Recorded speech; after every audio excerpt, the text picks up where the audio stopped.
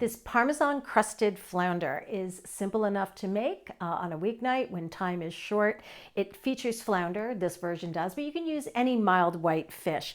Really, the star of the show is the crunchy topping. So you're first going to buy some gluten-free low FODMAP crunchy panko breadcrumbs, stir those together with Parmesan cheese, a little melted butter, and garlic-infused olive oil. That mixture gets patted on top of the fish fillets, then they get cooked very quickly, and you're done. When you serve, don't skimp on the lemon wedge. You want that squeeze, that spritz of fresh lemon. The acid really accents the crusty cheese and breadcrumb topping beautifully.